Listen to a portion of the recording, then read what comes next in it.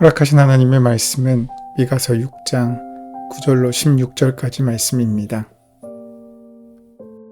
여호와께서 성읍을 향하여 외쳐 부르시나니 지혜는 주의 이름을 경외함이니라. 너희는 매가 예비되었나니 그것을 정하신 이가 누구인지 들을지니라.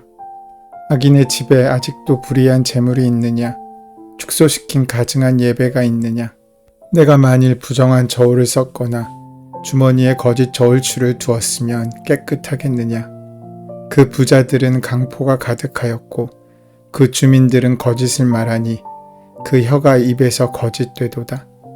그러므로 나도 너를 쳐서 병들게 하였으며 내 죄로 말미암아 너를 황폐하게 하였나니 내가 먹어도 배부르지 못하고 항상 속이 빌 것이며 내가 감추어도 보존되지 못하겠고 보존된 것은 내가 칼에 붙일 것이며 내가 씨를 뿌려도 추수하지 못할 것이며 감람 열매를 밟아도 기름을 내 몸에 바르지 못할 것이며 포도를 밟아도 술을 마시지 못하리라. 너희가 오므리의 율례와 아합 집의 모든 예법을 지키고 그들의 전통을 따르니 내가 너희를 황폐하게 하며 그의 주민을 사람의 조석거리로 만들리라. 너희가 내 백성의 수욕을 담당하리라. 오늘 허락하신 미가서 6장 말씀을 보면 하나님께서 미가 선지자를 통해 유다 백성들에게 말씀하시는 내용을 볼 수 있습니다. 미가서 6장의 시작은 이스라엘의 죄를 고발하시는 하나님의 고소라고 할 수 있습니다. 이것이 1절로 5절까지의 내용입니다. 하나님께서 이스라엘 백성들에게 잘못한 것이 무엇이 있는지 말해보라고 하셨습니다. 할 말이 있을 수 없습니다. 오히려 하나님께서 그들에게 베풀어 주신 은혜만 증거될 따름입니다. 그들을 애굽에서 속량하시고 인도하셨습니다. 발람의 저주를 막아내셨고 가나안 땅까지 동행하시며 함께 하셨습니다. 과거를 추억해보면 하나님께서 그들에게 행하신 의로운 일들만 알게 되는 것입니다. 그러면서 하나님께서 진정 원하시는 것이 무엇인지 6절부터 8절까지의 말씀은 증거합니다. 무릇 예배드리는 자가 하나님께 어떤 마음을 가지고 나와야 하는지 하나님은 중심을 보신다고 말씀하십니다. 그 당시 유대인들은 하나님께 예배드리는 방식과 행태를 율법에 기인하여 드렸습니다. 그 당시 유대 백성들은 하나님께 일련된 송아지를 가져왔습니다. 이것은 율법이 정한 제물입니다. 흠없는 수컷으로 일련된 송아지를 하나님께 드리고 전혀 흠잡을 데 없는 제물을 드렸습니다. 그런데 하나님께서는 그 제물을 기뻐하지 않으셨습니다. 왜냐하면 그 송아지를 준비하면서 하나님께 우리의 마음을 함께 드려야 함에도 불구하고 그들은 일련된 송아지만 드렸습니다. 그 마음은 결코 드리지 않았습니다. 그러면서 자신이 할 도리를 다 했다고 착각했습니다. 그리고 또 다른 부류의 사람들이 있었습니다. 천천의 순양, 만만의 강물 같은 기름, 즉 양으로 승부하는 사람들이었습니다. 한마디로 부자들입니다. 엄청나게 많은 재물을 드리면 그 재물이 하나님을 기쁘시게 하고 하나님이 기뻐하시는 결과 그들이 복을 받을 거라는 생각에 빠져 있던 사람들이었습니다. 이렇게 많이 드렸으니 이제 하나님이 그들에게 복을 주실 차례라고 생각했습니다. 천천의 순양과 만만의 강물 같은 기름을 드렸으니 이제 우리의 인생을 1000배, 100배, 10,000배로 축복해 주십시오. 그리고 마치 하나님께 청구서를 들이밀듯이 하나님께 그런 뻔뻔한 요구를 하는 사람들도 있었습니다. 또 다른 사람들은 정성껏 드리기는 했는데 잘못된 열심을 가지고 드린 정성으로 나옵니다. 그들은 자기 맏아들을 제물로 드리는 사람들이었습니다. 이것은 하나님께서 가증한 제사라고 금지하신 것입니다. 이방인들은 인신제사를 주로 드렸습니다. 모압 사람들이 가장 간절한 제사를 드릴 때 우상에게 자신의 맏아들을 제물로 바쳤습니다. 하나님께서는 이것을 가증한 제사라고 단언하셨습니다. 그런데 그 당시 유다 백성들도 이런 엉뚱한 열심을 품고 정성을 바친다는 착각 속에서 인신제물을 드린 것입니다.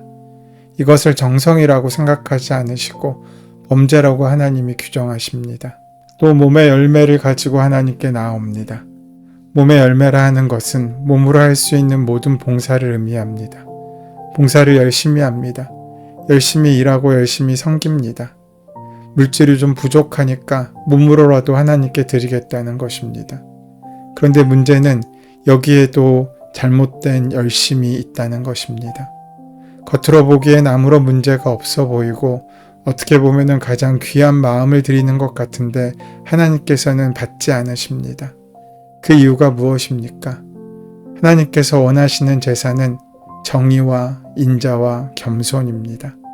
정의와 인자와 겸손이 없는 제사는 아무리 화려하고 값비싼 것으로 제사를 드린다고 할지라도 또 자신의 몸으로 헌신한다고 할지라도 하나님께서 원하시는 제사가 아닙니다.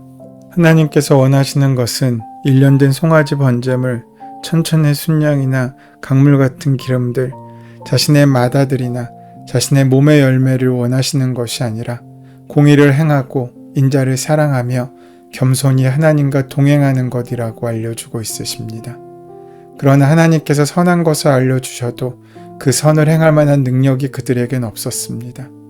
그래서 오늘 본문의 말씀이 이어집니다. 9절에서 하나님께서는 성읍을 향하여 외쳐 부르십니다. 완전한 지혜는 주의 이름을 경외하는 것이라고 말입니다. 여호와의 이름을 경외하는 것은 너희는 매를 순순히 받고 그것을 정하신 자에게 순종하라는 것입니다. 하나님께서 매를 드시는 것은 심판의 목적이 아니라 그들을 순종하게 만드시기 원하시는 교정과 사랑의 마음이라 할 수 있습니다. 9절로 16절까지의 말씀에서 하나님께서는 이스라엘 백성의 불의를 고발하시면서 그에 대한 재앙을 내리시겠다고 말씀하십니다. 돈과 재물에 눈이 먼 이스라엘은 경제활동을 하면서 율법에 금지된 속임수를 써서 잘못된 방식으로 재물을 쌓는 일을 계속했습니다. 오늘 본문 또한 우리의 잘못을 지적하시는 말씀이지만 조금 더 깊이 들여다보면 이것이 주님이 바라시는 우리의 모습의 연장선 위에 있음을 발견할 수 있습니다. 그러니까 우리 안에 공의와 사랑과 동행이 있다면 어떤 모습으로 살아야 될지 반면교사의 모습으로 오늘 우리에게 말씀하고 있으신 것입니다. 하나님은 우리의 잘못된 모습 가운데 몇 가지를 제시하십니다. 악한 자의 집에는 속여서 모은 재물이 있다고 합니다.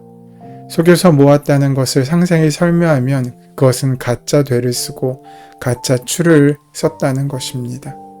그들은 저울을 속여 이윤을 남겼습니다. 지금도 그런 모습이 간혹 있지 않습니까?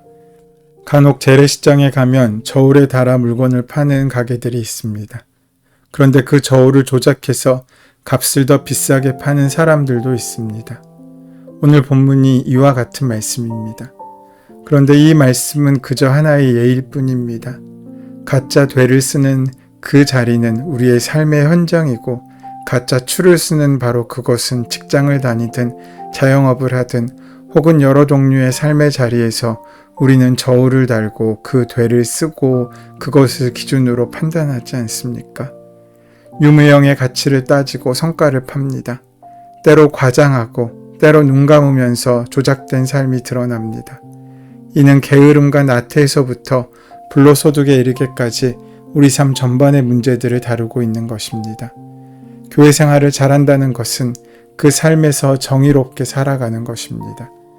신앙생활을 잘한다는 것은 이웃에게 기쁨을 준다는 것입니다.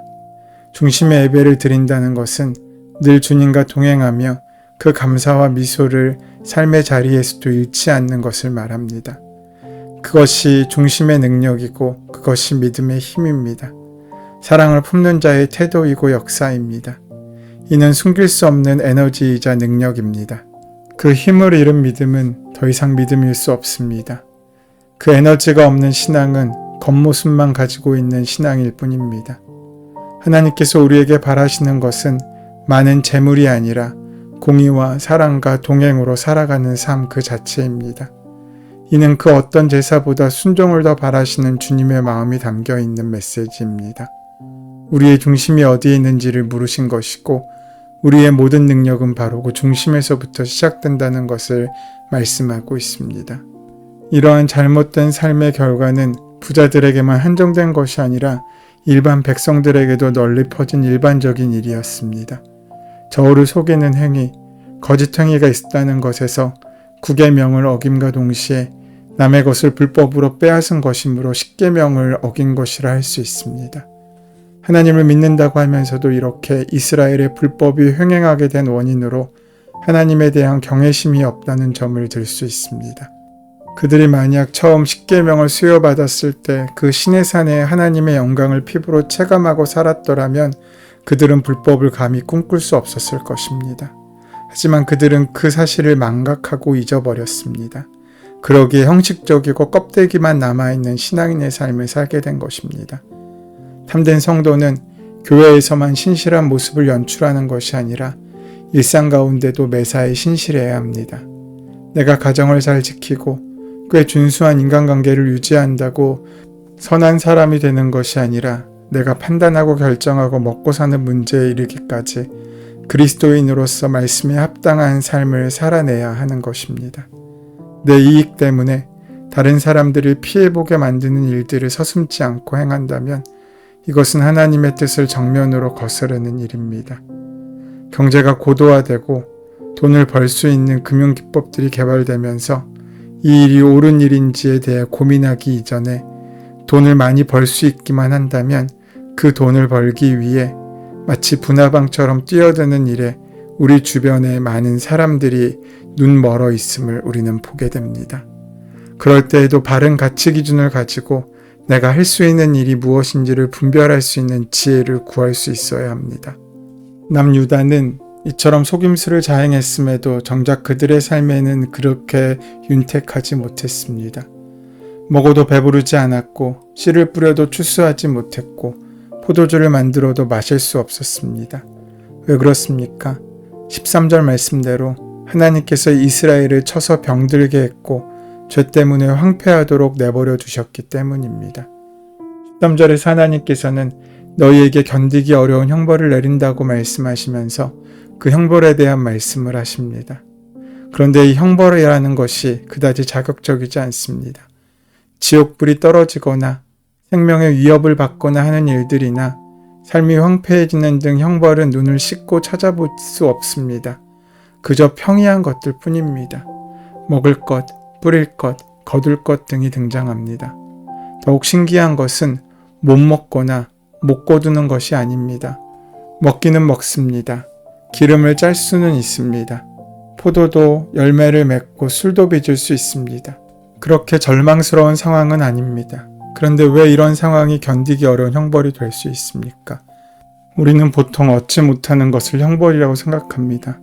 하지만 그렇지 않습니다. 우리에게 가장 큰 형벌은 못 얻는 것이 아니라 얻었지만 그것을 누리지 못하는 것입니다. 가졌지만 행복하지 않고 높은 자리에 올랐지만 늘 불안한 것이 바로 형벌입니다. 예수님께서도 어리석은 부자의 이야기를 들려주셨습니다. 아마도 그 부자는 형제조차 챙기지도 나누지도 않았던 것 같습니다. 그러고 차고 넘치는 재물을 위해 곳간을 넓히고 새로 만들었습니다. 그런데 그가 그날 밤 세상을 떠납니다. 그 허무함을 이렇게 말씀하십니다. 재산이 차고 넘치더라도 사람의 생명은 거기에 달려있지 않다. 진짜 행복은 허락하신 것을 온전히 누릴 수 있는 것입니다. 작은 것에도 기뻐할 줄 아는 데 있습니다. 많지 않아도 만족할 줄 알고 주어진 것에 자족할 줄 아는 그것이 바로 진정한 삶입니다. 그것을 잃으면 아무리 얻어도 부족하고 아무리 거둬도 신이 나지 않습니다. 가지면 가질수록 더 목마르고 움켜쥐면 움켜질수록 더 욕심이 나는 것이 바로 탐욕입니다. 그렇게 오므리와 아합으로부터 시작된 탐욕의 전통을 하나님은 끊기 원하시는 것입니다.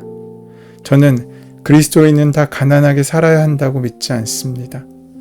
오히려 그리스도인은 더욱더 풍요롭고 여유있게 살아야 합니다.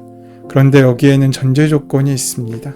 바로 가진 것에 만족할 줄 알고 주신 것을 기뻐하며 감사할 줄 알아야 한다는 것입니다. 그래야 우리는 더 많은 것을 얻고 누릴 수 있습니다. 참된 축복은 우리의 소유의 양에 달려있지 않습니다. 그것을 온전히 누리는 데에 달려 있습니다. 하나님께서는 우리의 삶에 참된 축복을 주기 원하십니다. 그래서 무엇을 가질까에 혈안이 되어 있는 우리가 어떻게 하나님께 영광을 돌릴지의 삶으로 그 인생이 전환될 때 우리는 비로소 참된 축복을 만나고 누릴 수 있게 될 것입니다. 그 은혜를 다 만나고 누리시는 저와 여러분 되시기를 소원하고 축원합니다. 은혜의 주님, 오늘 말씀의 토대 위에서 내 이익을 도모하지 않고 바름을 추구하며 살아갈 수 있는 힘과 용기를 허락하여 주시옵소서. 예수님의 이름으로 기도드립니다. 아멘. 이제 이 아침 우리에게 허락하신 본문의 말씀이 오늘 나에게 주신 하나님의 말씀으로 만나지기 위하여 본문의 말씀을 깊이 묵상하시고 함께 기도하는 시간 가지도록 하겠습니다. 함께 기도합니다.